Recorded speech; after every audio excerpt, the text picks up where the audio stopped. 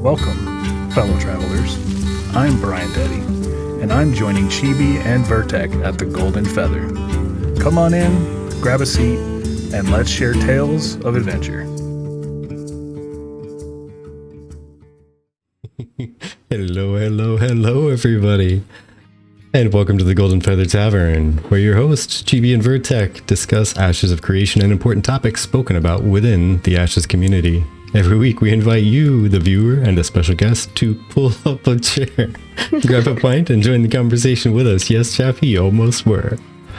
And today is the 13th of February, 2024. We are on episode 196.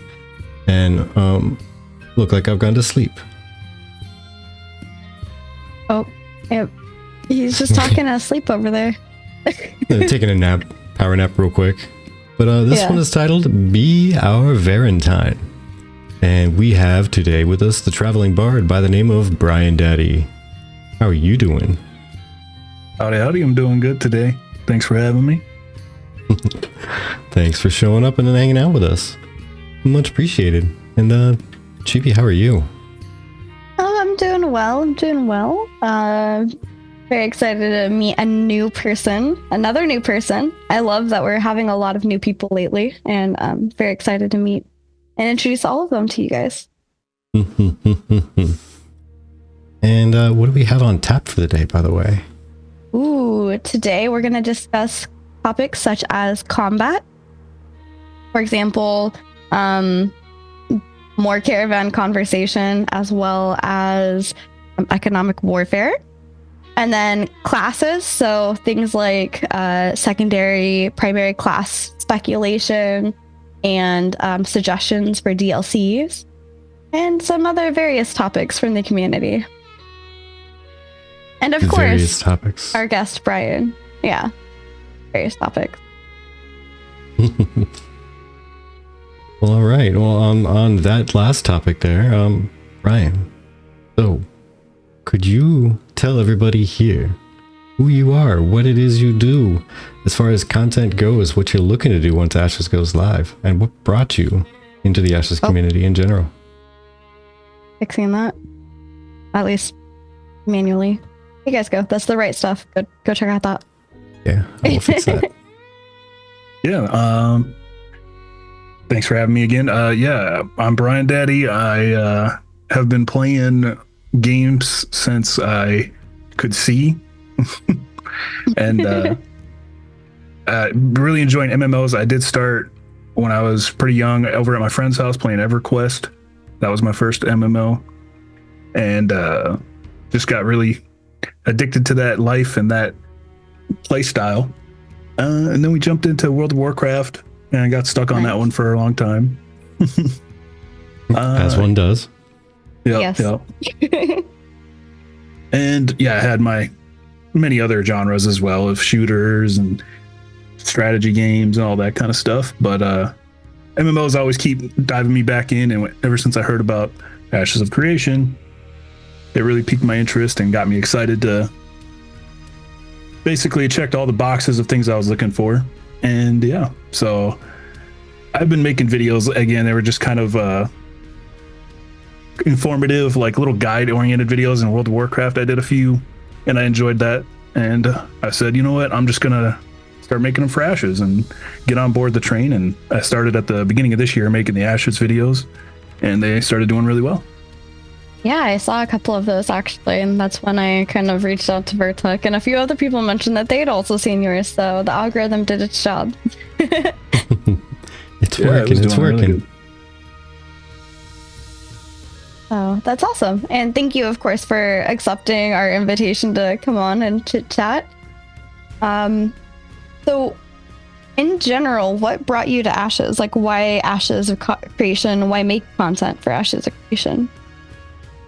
I've always kind of had the itch to create content, and like I said, I've been doing it for a while. But then, since I'm very highly anticipating Ashes of Creation, what really drives me into like that is I kind of just want to it's the double. It's like two things that I love. So why not put them together and make something that I really want to do?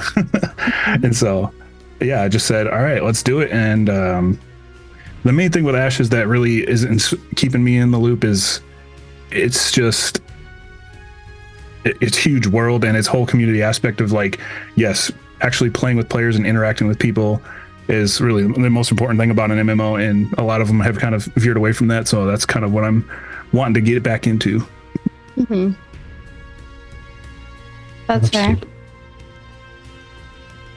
Absolutely. So, one question everybody always asks of all people just coming into communities, especially this Ashes one, because there's so many of them. Mm-hmm. Have you picked a favorite class yet?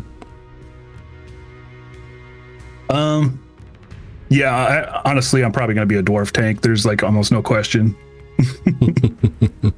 Nice. Now, question is tank / what? I've always played a paladin in most other ones, so I kind of want to lean towards like, is that tank cleric? That's paladin, right? Yeah, tank cleric. I believe you got it right. Yeah, so I'll probably do a little mix there. Nice. Vertec also likes tank. Yeah. I was just about to say, and so we welcome another tank into the fold. I like it. My kind of peoples. Yeah. Mm-hmm.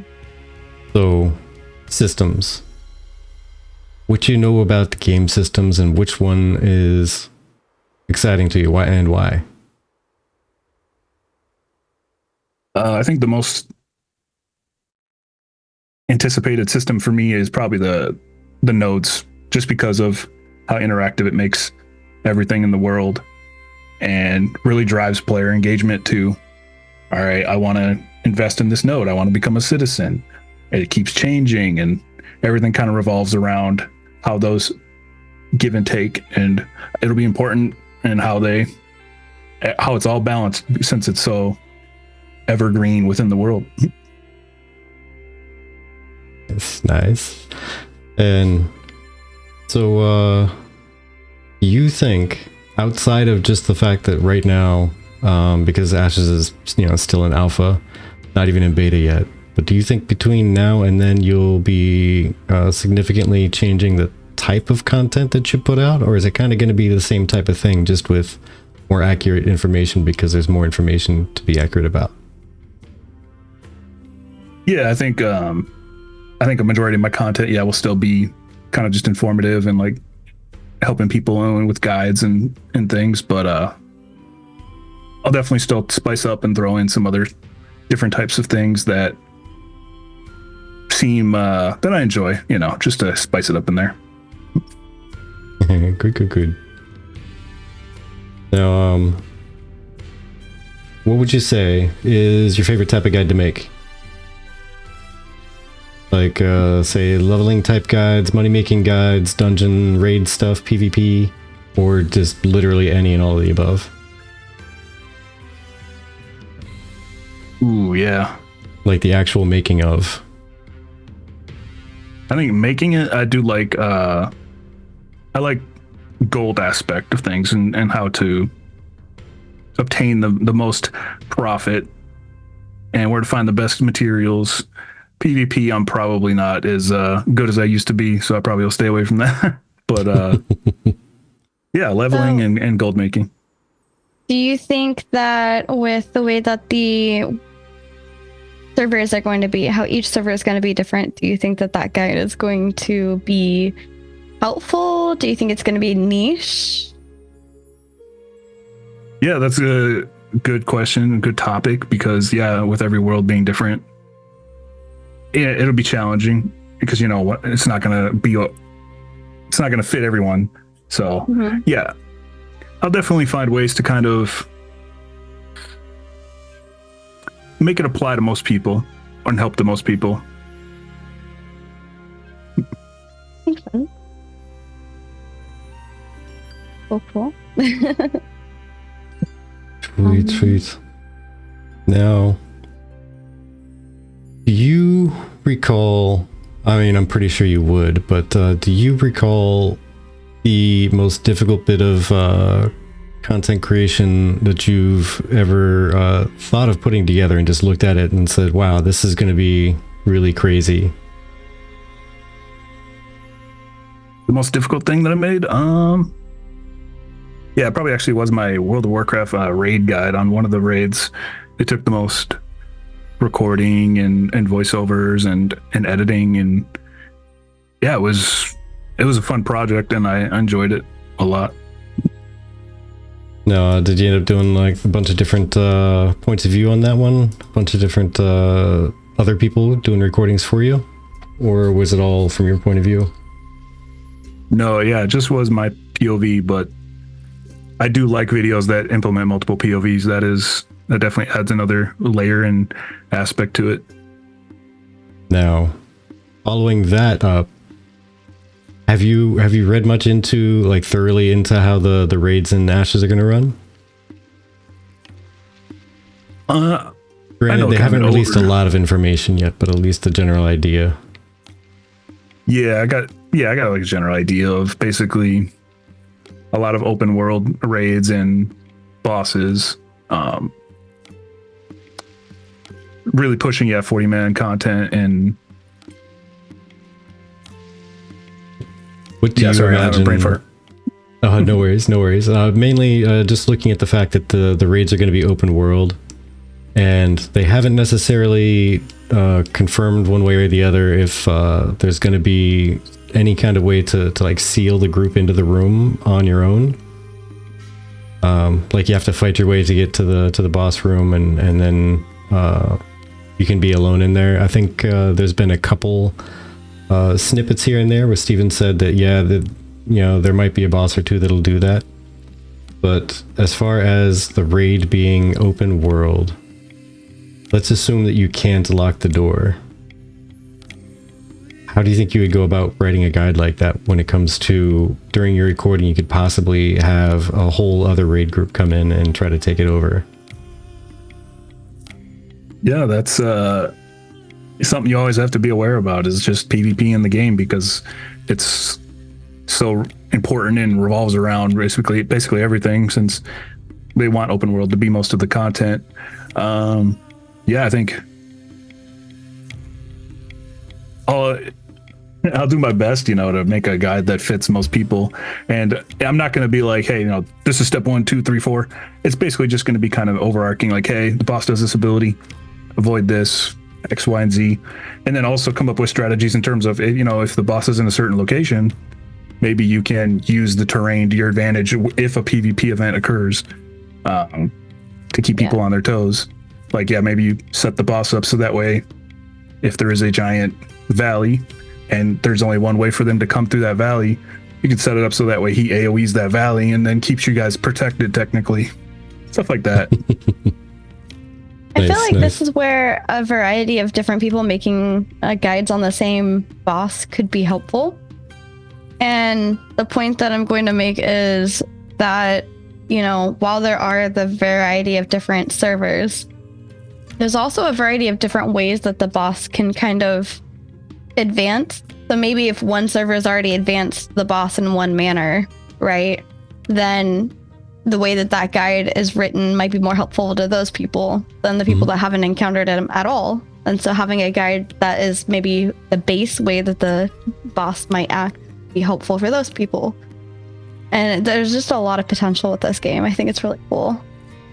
And I think it provides a lot of use variation. Variety. Variety.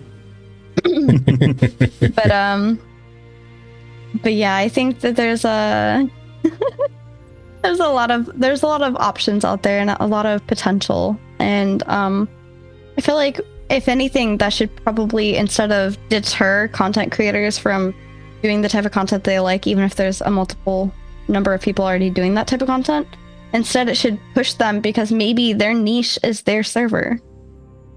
I think that's really cool. Yeah, I agree. So, Vertec, do you have any other questions? Because if not, I have the next big one. I only really had one other one. Like, how and this is probably a quick little opinion thought, but how neat is it going to be? And have you put any thought into the fact that sometimes people that make guides, they're really only going to be making the guide for that one specific server, and no other server might have that experience for who knows how long. Some might not experience it at all. Oh, just based on like how I feel about it not really having a wide reach, or Oh no, because some of the raids and whatnot, they're going to unlock based on nodes rising and falling. So if one server ends up getting one raid to pop open because their node froze up to Metropolis and it cracked it open, but then other servers just never get around to doing that for the next who knows how long.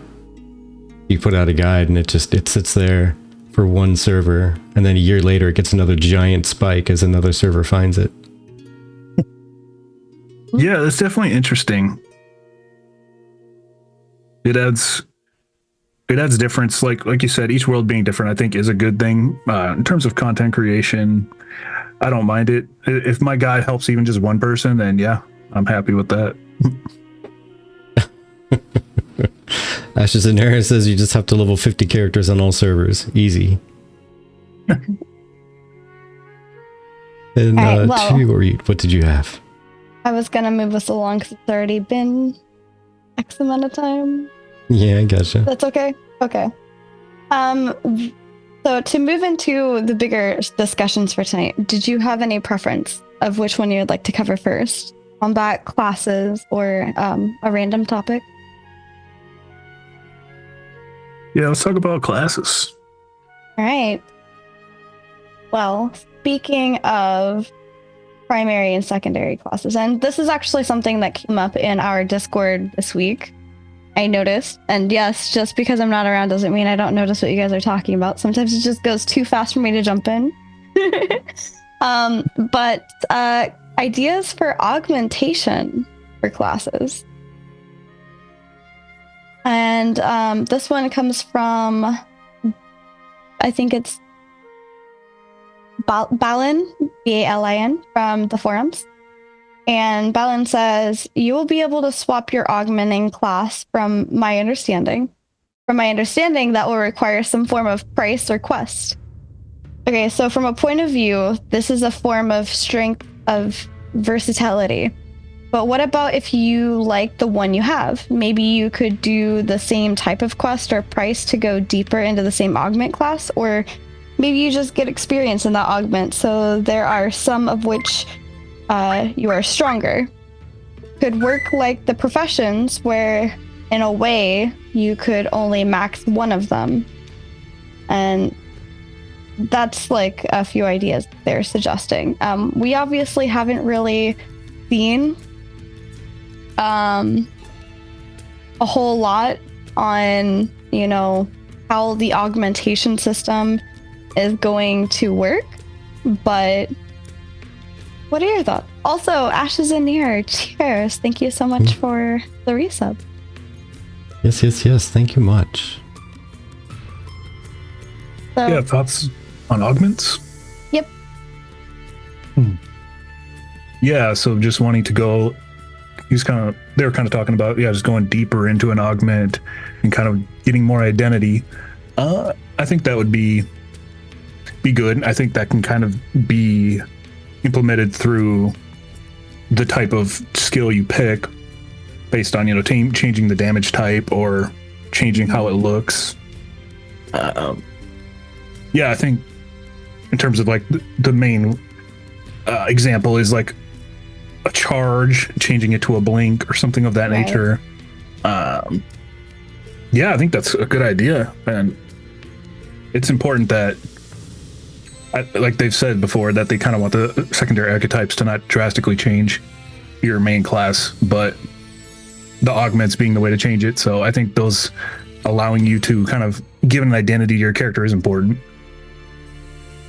Right. Yeah, this was I'll be honest, this was an interesting conversation that Balin brought up. and I'm not Yeah. 100% sure yet if I follow exactly what they were trying to say, but I guess almost like the individual augments that you could have, like the 4 schools from each archetype, or each of the secondary archetypes. The 4 schools that you can augment with, maybe you could level each of them up separately, almost like a skill tree. I believe that's what he was trying to say. That's kind of the hint that I got as well. It was a little bit convoluted. Yeah. So I guess it didn't really come across very clearly, but I'm just trying to pick up the intent of the post, which I think I got it. And I would personally think I kind of like that, but that would add an extra depth of complexity to Intrepid's tuning for sure. Right, I would agree with that. Yeah, it would. Balance says it would emphasize 64 classes, but I think it would emphasize 64 classes times 4 augments each, which would kind of tweak it a little bit, or augment schools in each. I think I would make it a little bit too tricky. And before I get into my opinion, first off, hello Lily, we are doing really well. Welcome in. Hope you're doing well. Mad Hatter says, this makes me feel like how there are different types of Jedi and Sith, even though they have access to the same powers. And then at the end, Nick responds to Balin saying, archetypes already prevent people from being jacks of all trades. Classes will simply help shift your role in the party to a different side, but it won't completely change your role. And I agree with that. And I think that Balin was trying to kind of find a way to like specialize your class, but that's just the point of the augment system. You can specialize further into your class by choosing the secondary that's equal to your primary, so cleric, tank, etc. Or you can adjust your specialization by doing a different secondary, and that's how that adjusts. And I think some of the things to remind ourselves, especially with new people entering into the community, is not everybody is aware of these old conversations that we've had. I mean, there's a lot of people that didn't even know that the character creator was, a video they put out about this time of year, a year or so ago, right? So there's still like, even though there's a wiki, that's like an immense amount of information for a new person to pour through. And if you're not as super nerdy into it like I am, you're probably not going to spend hours in there. It's going to be a bit overwhelming because there's like sheets of text. Oh yeah. Ashtonera says, do you think it should cost anything to switch specific augments for your skills? I don't mean change secondary archetype, just switch from one element to another, for example. I think secondary, I don't know. That's hard. I feel like the way that you augment your skills is your secondary. Remiriel. Oh. Yeah, I think what Nera is trying to say is, thank you for the follow there, Lily. And yeah, we know Yokai. Oh, I was gonna respond in text, yeah. But yeah, Nera, the way it's set up with the augments being able to, I think the wiki said something about still having to go back to town to switch them out. I don't think it should cost anything to switch out your augments, or if it does, it shouldn't be anything major. Save any kind of major cost or anything for switching out the secondary. Exactly, like the elemental stuff from the mage, there's like the teleport school and then the elemental school. Yeah, I think switching out between those for a skill on your primary isn't something that should cost a lot myself. And that's the thing is like, because for one, we don't know how mage primary is going to work in terms of the different elements, right? But to further extend to that, we don't know how mage secondary is going to work. Yeah, it's definitely tough because if you can just change whatever elemental school that you are using, and then that gains you a benefit versus frost, fire, etc., then being able to change that on the fly does seem a little bit kind of broken, but yeah. But like, the way that I think about it is I think your actual augment, your secondary class should cost to change. But if your class comes with, like, let's say mage has the fire, water, ice, etc. I think it shouldn't maybe cost you to adjust your specification at that point within that class. It would just be unless it has something to do with your skill tree, then it'd be a reallocation of your skill tree points, you know? So yeah, there's that. Or maybe a shrine. Yeah, exactly. Raka. I agree with that. Actually, Nara, I mean, I think I actually do kind of like that better, because the secondary archetype, changing that out's going to require you to go back to town for sure. Mm-hmm. Like, that's a guaranteed, and I think everyone's kind of agreed, like, that's sure, you should go back to town for that. Why not? But right. Yeah, just to change augments while you're still in the in that same secondary. Yeah, Maybe I'd be perfectly okay with it, switching that out outside of combat at any time. Okay. And maybe even if a balancing thing for it would be a profession to make some sort of scroll that would allow you to do that. But yeah, give the scribe something to do. Both of those are good ideas. I like them. All right, so then another topic on this is from Wendigo Actual, and we actually copied this once previously. Hello, Korean, welcome in. And this is on Echo Knight, and if you don't know, I believe Echo Knight is a bard. I forgot which one it was, actually, to be honest. But he's talking about, he's hoping that bard or rogue could have illusions as one of their augments with the fighter. Or instead of, wait, hold on. Augments with it just being the fighter and rogue. Or bard secondary to literally turn yourself into a D&D Echo Knight, which if you haven't tried an Echo Knight, they are crazy. They're also a little bit on the sad boy side, emo boy side. Just a wee bit. Just a wee bit. But what are your thoughts on being able to have an illusion? I could totally see that as a fighter summoner thing. Yeah, like definitely. Summoning Echo Knight illusions. Yeah, definitely summoner. Yeah, I think that's a good idea. Illusions, and then like how great will they be? You know, are they just going to stand there and do nothing? Will they kind of move a little bit? Yeah. Yeah, I think all the kind of trickster type things definitely goes with the rogue / summoner kind of way. Yeah. And I could totally see that. Oh yeah, I could see a fighter summoner doing that for sure. Yeah. And I know that there's already, other oh my gosh, Raka, what are you going on about over there? But I know that there's already a predetermination for things like what this X that is going to be, but that doesn't mean that we can't like fantasize a little bit on how it might adjust, or how it could potentially end up being.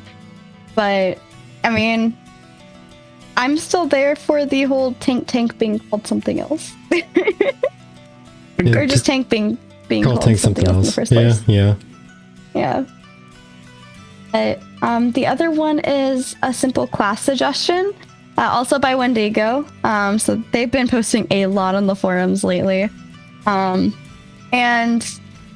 one of the things that they would like to see is a D&D styled barbarian with a proper rage mechanic. And both of you are tanks, and so this is a great question for both of you. What do you think on that? That perhaps locks you out of spell casting altogether, but the benefit is that you get boosted strength and defense, making you a sheer massive health bar tank, like in D&D. Any rage? Yeah, anything to enrage is good. That's a good thing. Yeah, it sounds interesting. And actually change the way your character looks. Definitely. I would be for that. I'm not sure how I feel about that for a tank specifically. I think for a fighter type that'd be pretty cool. To have maybe one of the archetypes kind of spin that way, or even have a core fighter skill that would do something like that. Yeah, I could see it. An off tank thing. But, Fighter tank. Yeah, I'm just hoping at least for core fighter or core tank stuff, it's a little bit more in depth than something like that. Just because to me anyway, I could be an outlier here, but the tank, the fantasy of being a tank doesn't, to me, I don't picture going enraged and just getting a massive hit point bar and just dealing with, literally taking hits to the actual face. Yeah. But I think for a fighter, it could be a pretty cool thing because half of the enraged thing is, you take more damage and you deal more damage. So it's kind of like a dual-edged sword. I could see that being an emergency, just burn the boss down real quick or something. Yeah. Yeah, I agree. Hello, Grub. I managed to make it to this one. Yay! Welcome to see you. Happy to see you. Oh my gosh. Remy Ariel. Yeah, welcome Get on out. in there, girl. A few other people were talking as well. Diggs ended up responding saying to be balanced, Barbarian would need the same number of active skills and passive skills and augments as the original 8 primary archetypes. But Desmerizing says Druid, which it was like 100% behind. I would love to see Druid. And then Animus says they would like to see Monk. So I think those would be super awesome. Yeah, Desmerizing has a neat theory on that though. Yeah. With how Druid didn't even manage to be one of the 64 class names. Maybe it's the first archetype coming out as far as a future patch. Right, and actually the title of that one was actually for like class suggestion for post full release, like a DLC, an expansion type thing. So I could totally see all of those because I mean, for myself, I'd love to see a Druid class. I'd probably immediately drop whatever I'm playing to try out Druid. Yeah, it's definitely a good class. And just shapeshifter, yeah. You see that in pretty much most MMOs. It's an interesting theory, yeah, that they didn't add it into any of the 64 names. So yeah, it's probably on the roadmap. Do you imagine? I've been asking kind of since day one about where that is. Could you imagine what would a barbarian ranger look like? Or ranger barbarian for that matter? Would they just like snap their bow and start picking up and throwing rocks? Like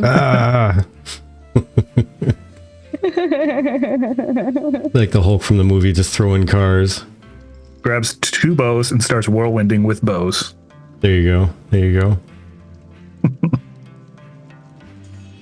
Oh, you mean near like what happened when I was playing a ranger and then I tamed Aikiachi in World of Warcraft? I had a little white lion next to me the whole time. It was fun. I honestly thought that was really cool that I could like tame a quest creature and then get rid of the quest, start the quest, and then essentially use Aikiachi to take out Aikiachi. Kind of funny. A little awkward. Yeah. A little awkward. Yeah. Well, this takes us over to combat.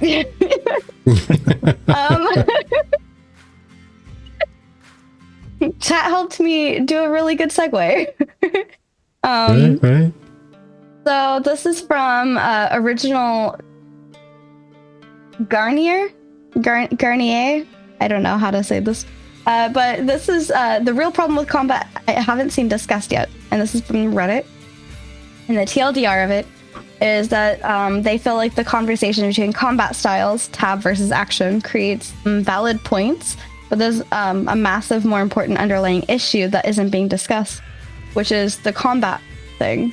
And I kind of like, this is here for you to like read through later, all of the rest of that. But it's really highly voted in terms of the Reddit. It's highly voted. And I wanted to kind of get your thoughts on it. Does the combat pacing from what you saw or what you see here in the video, does that seem slow? Does that seem fast? Does it seem normal to you? Like, what are your thoughts? That's a good question. I think that it was obviously pretty obvious that, you know, this showcase, at least they wanted to showcase what was the whole stealing the caravan and supplying it themselves. But in terms of like the timing, if you had just one-on-ones, which they're not balancing it around, I think those would last longer than an actual group fight. It seems that as long as you have 2-3 people on one person, they almost can get deleted within a few seconds. It's tough, you know, because it's obviously like we're not in a balancing phase right now. So I think Right. in terms of tanks, yes, they should last a little bit longer, and some of the other tank / characters, melee. But yeah, if you're like a ranger or you're a mage and you can deal out a lot of damage, you should die really quickly. But yeah, if you're one of the more tankier characters, you should be able to withstand at least a few people hitting you before you get smacked down. Yeah, or like cleric from being able to self heal. Yeah. Yeah. No. Clerics, Oh, go ahead. I was gonna say, yeah, clerics should be able to basically heal just about anyone, unless if they're popping cooldowns. If it's just a 1v1, now 2 obviously more difficult, but yeah. Yeah, I think, as you said, there's still plenty of time for balancing and whatnot, and them to dial into that time to kill. But I've definitely been a fan of more impactful and slower button mashing combat.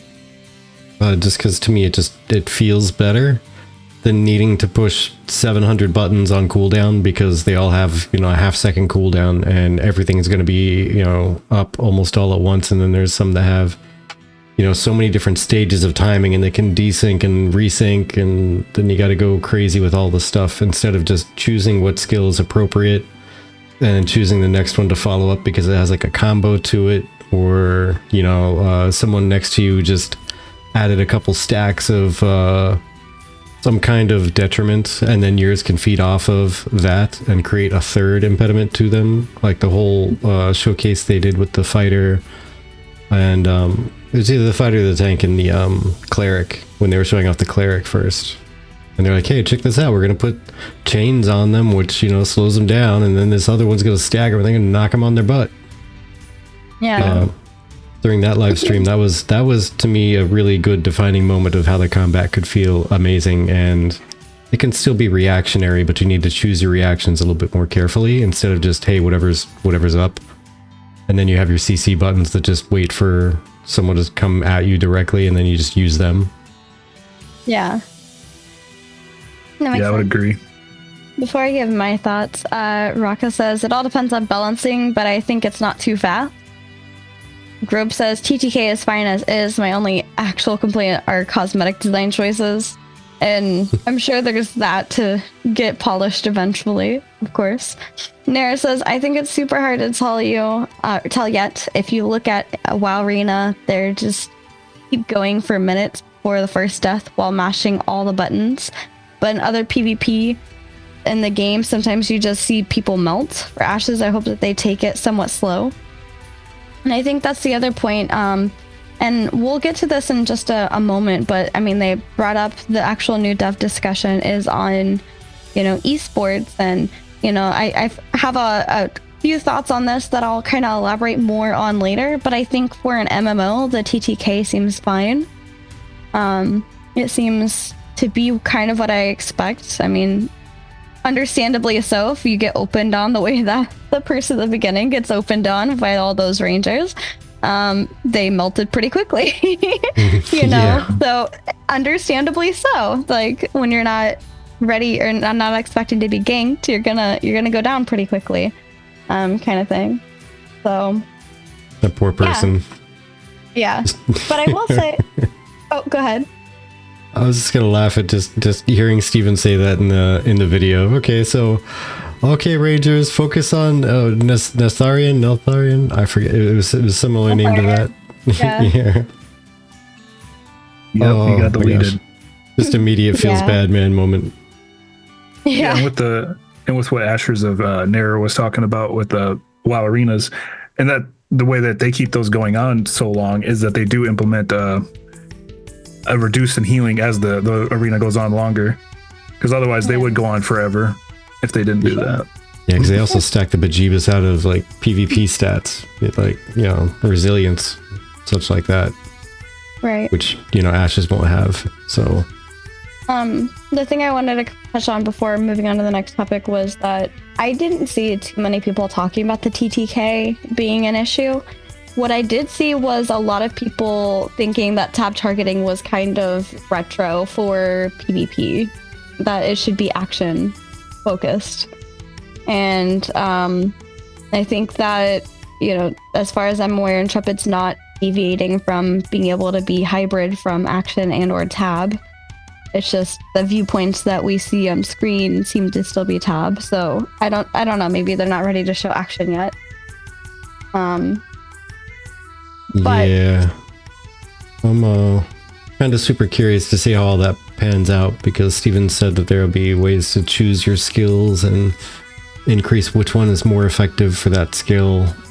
Maybe not every skill will have that, but some would. Curious to see how that's gonna work out, because it almost sounds like they want you to fluidly bounce between the two different styles as you're playing, instead of just sticking in one all the time. I don't know if I could do that, to be honest. That's not my playstyle. Yeah, it'll be interesting. Yeah. Well, Definitely. you know, the thing I like to say is whenever there's a new game, there's a chance to learn a new playstyle, because I usually play tab targeted games, and then here I am playing Overwatch. So I mean, you know, and that's that's the learn. fun thing about, you know, talking about stuff and going over it and theorizing and experimenting before you really have a chance to get your hands on it. Very well could be like the fact that when I first picked up a Naga mouse, absolutely hated it, could not get used to it, it bothered me. And after like 2 months now, I'm about to go buy 12 of them and keep them in my closet in case Razor stops making them. I'll at least have backups. Yep. Yes. Yeah, you have to. I think I had one of those, but then I swapped to Logitech. So same 12 buttons though. Yeah. So I mean, until I can get my hands on something, I'll always have an opinion on it and say I don't think that, or I think that whatever. And you know, maybe it'll change my mind. So I always keep myself open to try it. So this is another post on Reddit from, I'm gonna butcher this person's name, Garzavog.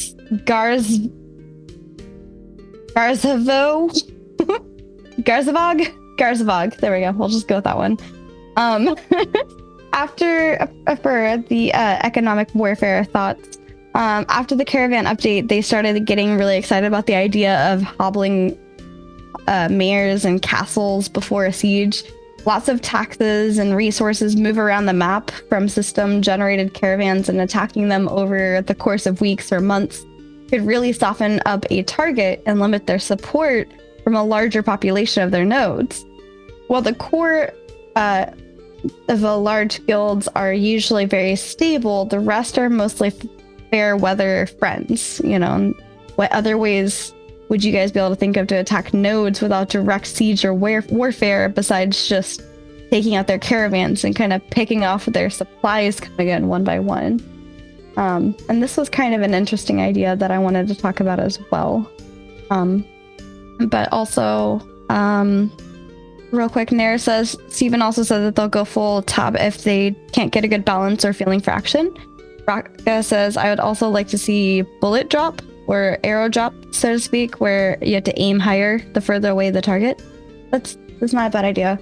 Because again, if you're gonna try to snipe off some of these caravans, right, and you're from a good distance away, if the camouflage is working the way that Steven intended it, where the further away you are, the more invisible you are, you're gonna need to think about that, especially when trying to ambush a caravan. Yep, for sure. So what other ways could you see doing some sort of economic warfare? Yeah, I would, besides attacking caravans, yeah, you would just the espionage angle that Steven likes to mention. You know, maybe you start putting other friends inside other citizenships, figuring out how to take advantage of, you know, whatever situations. Maybe start doing some propaganda, you know, all that kind of stuff. You could try and entice citizens also to come to whatever node you want to be the one to grow via saying, hey, we have this building and they don't, or we have this upgrade and they don't. That could, you know, help you out as well. Yeah. Oh my gosh. I mean, there's so many fun things you could do with the economy and committing some acts of war in ways that they might even realize are acts of war. Even for that matter, going and if you are, say, the example that came up during the discussion round talks about PvP and caravans and who has the biggest risk and et cetera, was that, well, maybe if there's two nodes right next to each other, right? They're literal neighbors. They're both level 5. There isn't a metro in the zone of influence yet at all. So now they're both vying for, you know, that metro status. They are absolutely going to be trying to sabotage each other. And they're right next door. You could literally just be trying to hunt down certain things for a quest or for experience or whatnot, and where you choose to do your hunting is going to make a big difference. And where you choose to sell those things, and then where you choose to buy everything on your way back or what have you, is going to have a huge impact on something like that. But yeah. Question is, in a situation like that, do you go and hunt down everything that's in your opponent's node because you don't want them to be able to like turn in quest rewards and stuff like that? Or do you not do that because the node's going to gain experience off of it? Right. A good question. There's some stuff so from many the community. Ramiro says propaganda leaflet drop. We are coming for your node, evacuate while you can, kind of thing. Nemesis says economic warfare. After hearing Steven said that will be a thing, I really got excited for that aspect, since there are other ways to bring down a node than just raw attrition. Nero says economic warfare better be important or meaningful in Ashes. It's a huge aspect of making the whole node system interesting, and I agree with that. Ramiro says sell poisoned rations in town, poison the water supply or livestock. Those poor people. Nemesis says we can literally disrupt trade and logistics, which I have never experienced in multiplayer games, rather than kill X amount of people faster than the other before the time runs out. And then Ramiro offers the idea of driving mobs into town. And Nemesis says Vlada said this in this front. This is literally Game of Thrones, the MMO. Yeah. Nair says, and double agents, I think the spying on same account will be hard. Shared housing and such will give you away. I think successful spies will have 2 accounts or PCs. Pocket says, imagine utilizing caravans to overinflate certain items in someone else's market. Yeah. I I'd say like the idea of go ahead. I was just going wrong. All right, speak. There we go. I was going to go along with using a caravan, and you just send poisoned food or poisoned product. Oh my gosh. Yeah, it'd be nice if they'd make that work. So I got a buddy who's, I mean, on Twitter or X, whatever you want to call it.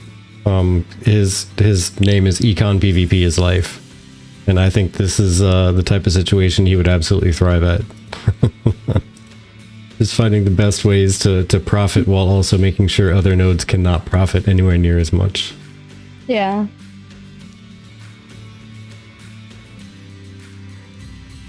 And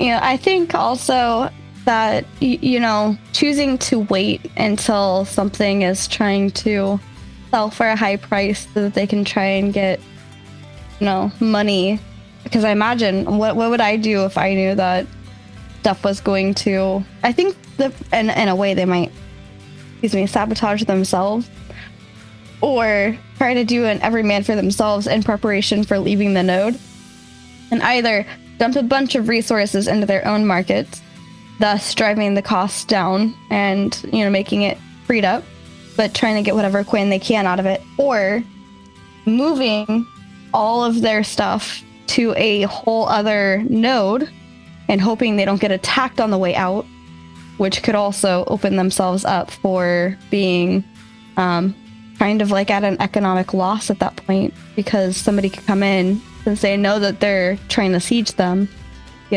take out their caravans, not even just the systematic ones that OP is suggesting, but also character created ones, so that they can, kind of hit them where they're like when they're down, almost in a way. Like, we know you're trying to escape with like your goods, so let's try to get as many of your goods as we can where you can escape, kind of thing.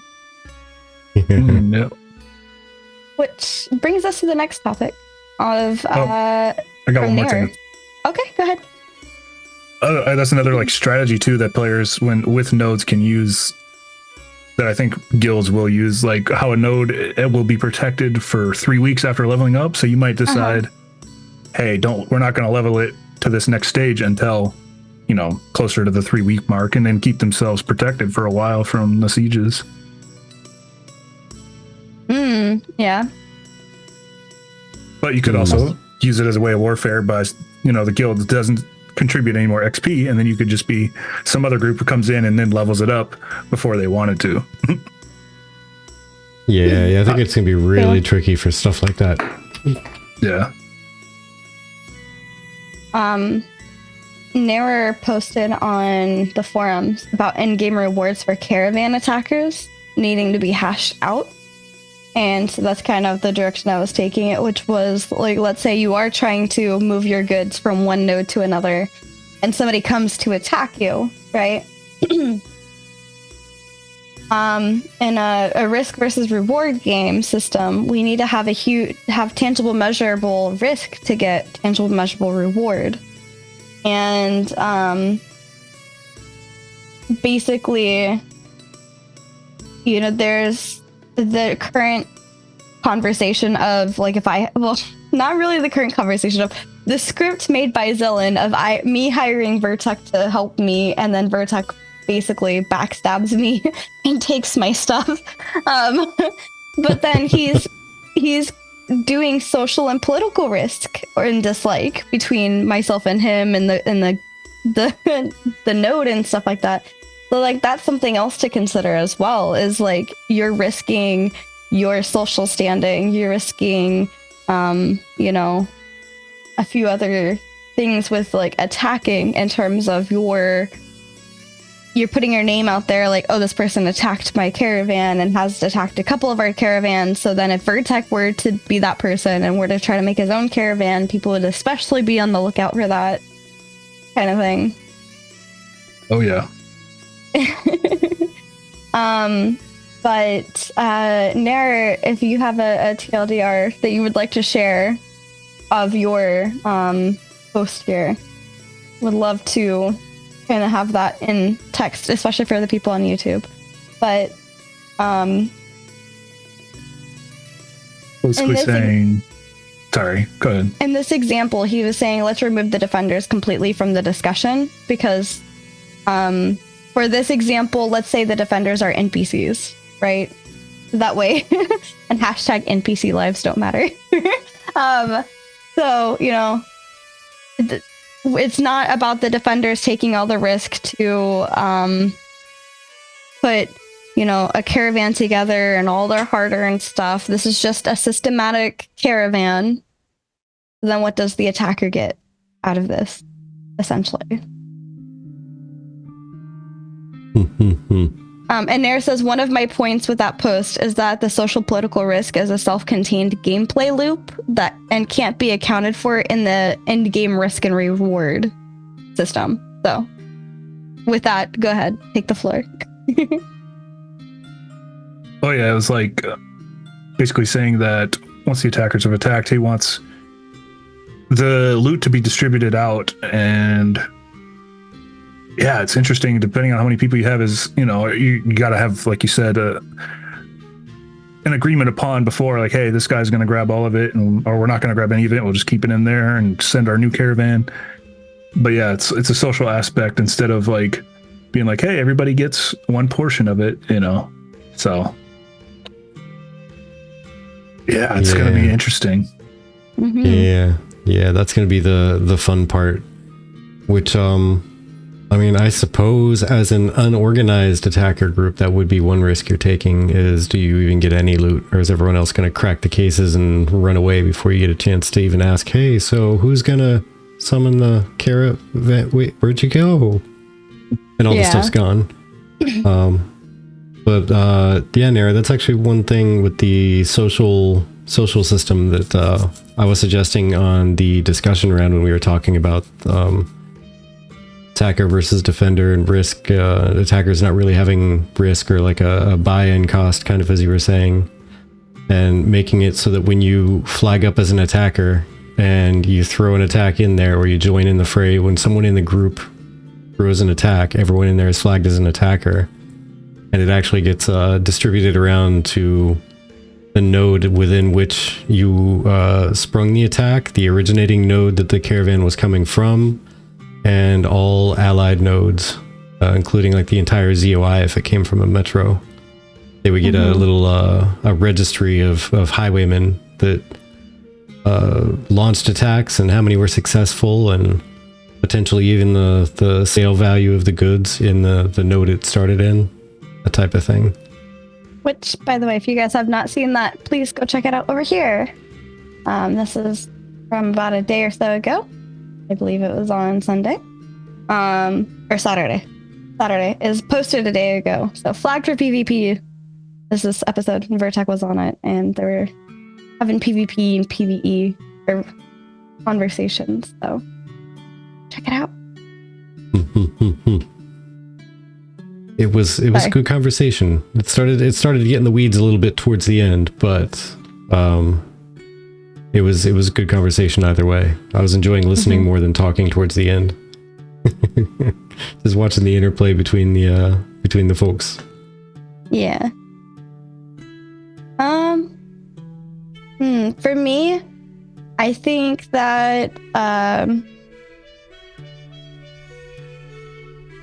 if it's systematic, I could probably see there being probably the death penalty involved versus character or player curated.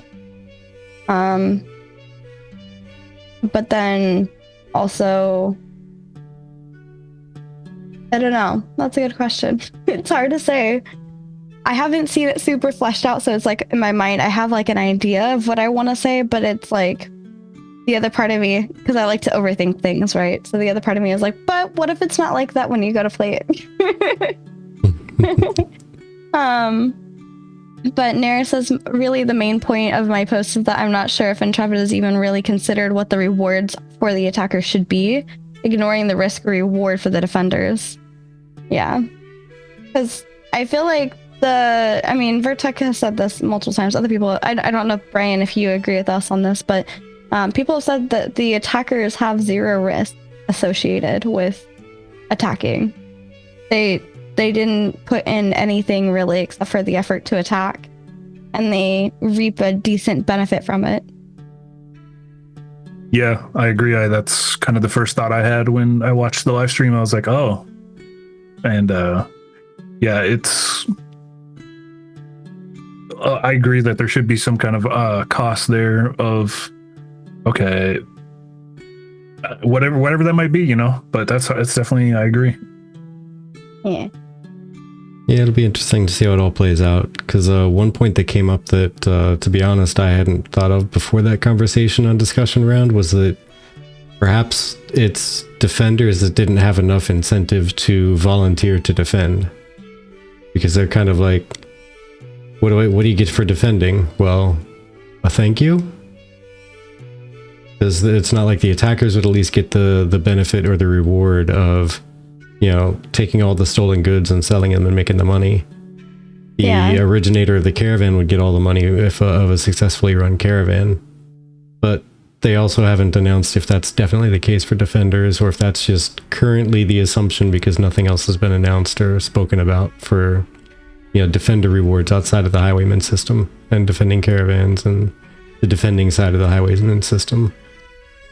But if there was some kind of an incentive for defenders to also just jump in, then at that point, I suppose it would tend to balance out the sides a little bit better, because defenders would say, cool, the node is going to give me like 5 gold just to run along and fight alongside the caravan. Yeah, exactly. I agree with that, Nara. We do need to know a lot more about it. And there's something similar to the highwayman system, the defenders. Grub says DA mentioned that there are caravan abilities that weren't used in the stream. I don't know necessarily about that. But like the cost of attacking a caravan is gathering enough people to do it successfully, because it doesn't look like a small scale activity. Potentially, yeah.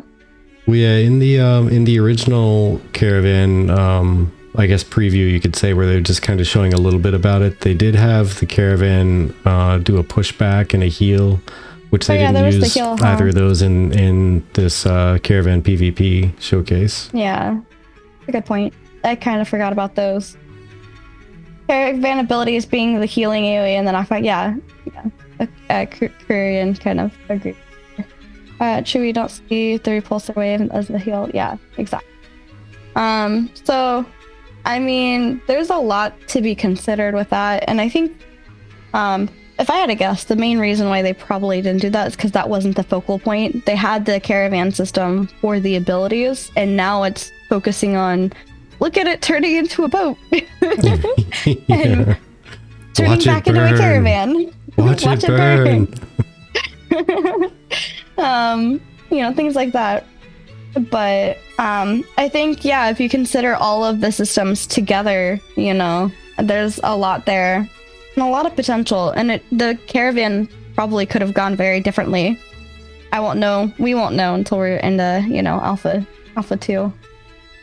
But I just kind of wanted to quickly touch on a few official Ashes stuff, since we are a bit over like the 1 hour mark here. Although I have not seen Nice or is there no one else come up yet, so I'm wondering if maybe they're behind, or I didn't notice that they got canceled. I'm gonna look into that. But Duff discussion number 60, esports. Does it belong in Ashes? What are your thoughts? Because we had a discussion in our Discord on this one. Jeez. Esports. Yeah, I mean, it's such a MMOs and esports. I in my opinion, just aren't. They don't work. I mean, WoW would tell you otherwise, but other than that, is that the only MMO I know that does it? I haven't seen any for Final Fantasy or anything, or maybe I'm out of the loop, but I think they do want to do arenas and things like that. And I think if you are going to put arenas in the game, 3v3s, 5v5s, it kind of will draw a more esport kind of crowd to kind of get really good at PvP and do that sort of style. But Ashes have said that they don't want to balance it, and it's going to be on a rock, paper, scissors formula. So it all comes down to class balancing, which is very important to that. And then if you're balancing solely around arenas, then that's not what they want to balance the game around or the classes around. So it kind of changes the priorities. Yeah, I can see that. I think it's going to be kind of tough too, because every one of the games that you really associate with esports, right? They're all built around what they're doing, and not just built around, like, let's say in Ash's case, not just built around PvP, but League is built around League, and League is the game that they're playing on the esport. Yep. And such like that, like Overwatch, etc. Whereas something like WoW, I think one of the big reasons it didn't catch on quite as well as the other ones is it's People are out playing World of Warcraft, doing World of Warcraft things, and then they also do the arenas. Yeah. And it's not quite as big a draw because there's not millions of people playing World of Warcraft for the PvP. To be honest, most of the people play World of Warcraft for PvE, not the PvP. The majority are playing for PvE reasons, so the majority of the crowd probably isn't really interested in watching a sport based around content they don't really care about. Yeah. Right. And I agree with that. Some of the things that the chat has been saying is like Nair says, I don't want Intrepid to focus on that at all until they can see a very active arena scene after launch. I highly agree with that. Nemesis is, in my opinion, having an organized esports element and level of League of Legends or Overwatch is not compatible with an MMO. I agree. And it should be formed by the community rather than the devs using the resource to make it happen. I agree with that as well. I honestly don't think that... I'm going to be honest. If this was any other MMO, I could potentially see it. If it's being that's Ashes specifically, I don't see it as much. Maybe if we tick another box for PvP specific content. And I mean, for those of you that have been in our Discord, you know what I mean by that. But I feel like if it's going to be an esport thing, it's going to be centered around arenas. It's not going to be centered around anything to do with PvE content, because every single server, even if every single server was the same, the way that you build the server, the way that you interact with each other, the PvP that happens in the open world dungeons and raids will still be a big changing factor. Even if every world was the same. Yeah, people wouldn't be able to practice anything. So yeah, it would need to be based around the PvP. Because, I mean, PvP players are going to get instancing. They're going to get their arenas and whatnot, so they'll be able to practice and do the content over and kind of get an idea on what they're going to feel in any kind of an esport type setup. But I do like the idea that Nera came up with, though. Something that's more PvX, like let's say there's a some form of raid / dungeon arena type setup where it's a boss rush, but every other boss is actually one single boss in a big room, but the one before it is 2 separate rooms that the teams have to fight against the boss, win, and then move into the next room, and then they have to clash with each other and the big boss. And then the room after that is split up again, and then it mixes back up again after that. And just seeing who can get the most quote-unquote points in one way, shape, or form. Be it time-based, or people alive at the end of the boss, or how effectively they cleared their portion. Yeah. And then who got the big boss kills. That's a really cool idea. I like that idea. Yeah, right. I like that as well. I think it was one of the people in our Discord who had the idea of a separate server for esports to partake on. I could see something kind of with like Overwatch, how they limit certain things or certain heroes. Maybe they'll limit certain abilities to make it more fair. I don't know. Yeah. But yes, please don't focus on this until after launch. This should not be your main focus, is what I'm going to say. And welcome in AM Valentine. But yeah, the next thing that I want to talk about is the office hours they're having. And it's going to be on Monday the 19th, so next Monday at 7 p.m. Eastern Standard Time. So that'll be about 4 p.m., I believe, Pacific time. And this time they'll be talking about the Caravan system and PvP. And here's the link for that as well. And in this topic, they're going to break down. If you haven't been to an office hours before, highly recommend it. Unfortunately, this one's during our D&D game. Sorry. But anyway, it's about 10 minutes per segment. And the first one is going to be the general Caravan system discussion. How do you feel about the Caravan system? based on information shared during the development update. What are you excited about? What concerns do you have? Then there's caravan attackers and defenders. How do you feel about the being a caravan attacker? How do you feel about being a caravan defender? Do incentives such as progression paths specific to caravan attackers and defenders make you more or less excited about PvP around caravans? Then there's caravan travel. How do you feel about the ways a caravan moves through the world? What feedback would you have about caravans traversing rivers? Never stop it. And finally, caravan visuals. How do you feel about what we're aspiring to do with visual fidelity of all things related to caravans? Examples include the caravans, the crates, the raft visuals. Nemesis, don't you start either. And honestly, if you can't make it to the discussion, I highly recommend you grab that and maybe put in your own forum post outlining your thoughts on it, and maybe even send it over to Nair, or not Nair. Wow, thanks Nair, your name popped up. Vaknar Roshan, and let them know, like, hey, I can't make it because of the time frame, but these are my thoughts on it. And I think they would find that valuable, very much so. They seem to love getting your feedback. They kind of record those and bring it back for the devs to kind of listen to. And yeah, I think it's, if you haven't been to one, you should definitely go. And if you're too nervous to be in your like voice chat with them, at least participate in the text chat. You can still listen. It's basically a stage. So you aren't automatically being in voice unless you raise your hand and they pull you up, basically.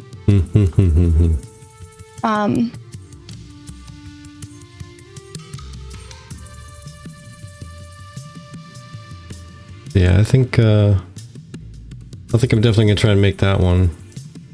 May or may not jump into chat, because what time was this one at? It's at 7 p.m. our time, and our thing starts at 8. So like, you would have literally just enough time. Yeah, yeah, I would have just enough time. Like, that's about it. Probably be able to listen in as we're getting ready. Yeah. Valentine, I absolutely, I agree with you. I try not to raise my hand. And I'm ignoring Nair, so yeah, I'm gonna just focus on your response. But yeah, I try not to raise my hand unless nobody else is doing it, and then I'll do it, just because like I try to give other people a chance to like respond. But yeah, I think sometimes people get a little shy, you know, and don't want to speak up.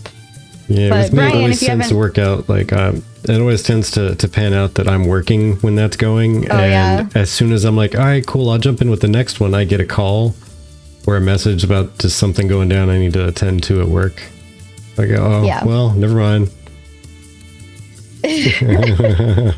Wow, I feel some sort of way over that. But Brian, if you haven't made one before, do you have an interest in checking one out? Yeah, I think I did dive into one, and I just listened for a while. I can't remember when it was. It was a while ago, but okay. Because yeah, most of the time I'm working as well. But yeah, I might dive into this one and give them my thoughts. Yeah, would love to hear it. And honestly, I try to see if I can get any sort of notes on those, because again, that's another point of communication with the community that we love. Mm-hmm. And yeah. And just like our friend here, Brian, there's another new person who's trying to get into making Ashes content creation. And they were primarily focusing on New World previously, for tips, tricks, and guides, updates, reviews, and various other topics. It seems like this is a very common topic choices, I guess, to go with. What do you cover exactly? Oh, in my videos, I've just been going over. So far, I've been trying to cover all of the pillars and just give it an overview on all of the design within the game. And then now with this Caravan update that came out, I try to do another video kind of detailing my feedback on it. So yeah, I will probably go ahead and get that out here probably soon this week. So keep an eye out for that. And then, yeah, it's just going to be mainly after I've done all that, then I'm just going to keep coming up with cool ideas and like we've talked about today of like, hey, what would this 40 man arena sort of dungeon boss would be, you know, and cool stuff like that I think you guys are doing a great job highlighting and coming up with cool ideas and feedback. And so yeah, I'm just going to take off what you guys have been doing. Thank you so much, both Hidden Dagger In and Valentine, for the follows. I appreciate it. Yes. Much appreciated. Yeah, sorry, we're like all over the place, both of us. we are. But I shared Blinker's stuff. Feel free to give him a check out and see if you like his content. But also, if you like Brian, if you haven't seen Brian's stuff, here are all of his links. I highly recommend you go check him out. And actually, Valentine says, "Hey Brian, I think Narc reacted to your video earlier this week. I think I saw one of them." Yeah, Narc's the big boy, ain't he? Yeah. Yeah. Say that. He's one of the names that a lot of people know. That and Peon. Yep. Oh yeah, Lazy Peon. Yeah, I like his stuff. Yeah. Yeah, I'll have to check that out. Thanks for letting me know, Valentine. But so yeah, he's Narc's a boy. True. Yeah. But so Brian, pop quiz for you. As there will be, I'm sure you know, a bunch of content creators coming out when like beta and launch comes around. Are you planning on trying to do anything specific to set your channel apart and your content apart, or are you just gonna kind of do what you do and hope the personality will set you apart enough? Not saying that it won't. I'm just asking mainly if you have any specific like angle or specific something that you're going to do to try to set yourself apart on purpose. Yeah, I think just kind of just being true, being myself is what I want to be. I know that a lot of people can be characters, like you guys were talking about Narc, but yeah, I'm just going to be myself and try to make the best content that I'm proud of. And if I get a following, cool. Like I said, if I can just help even just a couple people, I'm okay with that, because I enjoy making videos and editing, and this game I'm really happy and excited for. So if I combine both things I like, I think I'm gonna have a good time, and it'll just naturally grow. There you go. Yeah, I agree with that. We get in there and get what you love to do done. Yeah, we're big supporters of organic growth and not like buying viewership or buying following, etc. I think hard work pays off, you know. And definitely. Also the drive, I think, with content creation is constantly figuring out what you're potentially not necessarily doing wrong, but we could do differently and adjusting towards that. Yeah. There's a lot of times where it's not necessarily like you're doing something wrong. You just might need to tweak one thing, and that really helps. Like reflecting back to some of our first videos. Oh, man. Yep, absolutely. Which, by the way, we're going to be doing here soon. I will officially announce it now. On the 23rd, which is next Friday, we will be doing our 5-year anniversary stream hangout. Right after our work days. So we're going to be hanging out with you guys, relaxing, cringing over our original content, and chit-chatting about Ashes and the journey that we've made with you all. So, very excited for that. Must watch. Everybody tune in.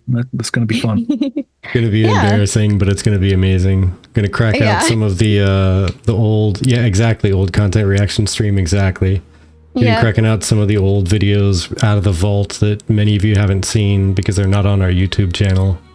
From when we first started with Party of 5, and literally our first venture into the whole podcasting trying experience. To podcast and having guests on, kind of, but at that point it wasn't guests, it was just the way that our party was oriented. Yeah, you'll see a couple names that you haven't seen around in a little while. Yeah. You're still, exactly. Still behind the ears, exactly. Exactly. So as we begin to wind down, do you have any final thoughts or anything that you would like to leave everybody with in terms of a lasting impression or thought? Yeah, closing thoughts is when you see BrianDaddy out there, you're going to see me chopping trees. I'm going to deforest the entire Vera. So that's it. I can't be in a server with this guy. Get me out of here. My poor trees. Where is my druid village supposed to be? I'm a pirate. Go play in the dirt. Live underground. I'm just gonna turn into a Tolnar. There you go. There you go. Oh, Chaffee. I don't want it. I don't want it. Oh man. But you're gonna essentially cause like literally like economic hardship or you know, environmental hardship on a node. Yeah, it'll be interesting how they develop that spawn timers with trees and everything and how that affects everything. Oh, I don't know if you've heard, but if you chop down too many, you can literally anchor like a tree ant, and you might not grow those back. They might come after you as well. Just totally stomp out of the woods right onto your face. Imagine that just being a world boss that just spawns randomly. Like, you've chopped down too many trees, and then it's just like this giant world boss that you now need like a party of 40 to take down for your wrongdoing. Could you imagine the story behind that though? Oh wow, I like that chest plate. It looks like it's made out of wood. How'd you get that? Well, let me tell you about chopping down trees, okay? It all started with Brian. But and this thing comes stomping out of the ground to try to beat you. If you get all your friends together and you kill it, you get to make a breastplate out of it. So go ahead, deforest away. Right. My final thoughts are that I really like the direction that they're trying to go. I would like to hear what people's thoughts are on the Caravan system and how they're going to potentially iterate further on them. But I don't really think that, at least right now, I don't see esports playing a role within Ashes of Creation. I don't really see a good purpose for it or a good placement for it, rather. Yeah. Could it be cool? Sure. It's not my cup of tea. That's at least certain. And you do like tea? I do like tea. This one is not the tea that I like. Just not that tea. Just not that tea. But okay. Oh no, go ahead. I thought you were done. Go ahead. I was technically done. I was just gonna add on, we're kind of holding out, by the way, for is there no one else to go live in like 4 minutes? Yeah, so I'd tell you what, we'll go ahead and we'll wrap up the show like we're leaving, just so we can cut it down to a reasonable size for the YouTube peoples. Yeah. And then we'll just hang out and chill until I like that idea. No one and Nice come online. I like that idea. Okay. They're running a little late tonight. I just talked with them. But I would say my final words are going to be that, the esports thing, the only thing, and this is going to be a big throwback that some people are going to possibly skewer me for and some people aren't. The only thing esports related in the Ashes of Creation universe that I could see, like the entire franchise, would be if they brought back something like Apocalypse. And they literally had that BR type setup in the Ashes world and put that out. I could see something. That is kind of a hot take because I know a lot of people really didn't like it, but I think, and my theory on it is that it's because it wasn't the actual MMO game that was being tested for like the combat features and whatnot. It was a BR, right. And that gave people a bad flavor, and the marketing wasn't quite on point, so some people mistook it for this and that. And I think general opinions on APOC itself were kind of distorted because of that. I think it might actually catch on with better education for people out there and better marketing. Yeah. I agree. Everybody, thank you for hanging out with us. Thank you for having conversation. Thank you for contributing. That is absolutely, as we always say, the best form of support you can possibly give us is just hanging out with us and talking, joining us on the discussion. And if you like this kind of content, feel free to give us a like, a follow. You could subscribe here on YouTube and or Twitch. And don't forget to hit the notification bell to see when we go live. Ding, ding. But yeah, thank you for spending your time here. As you know, you do not get refunds on that, and we wouldn't give you one if you asked for it. But no, we appreciate you, and we'll catch you around next time. Later. Bye.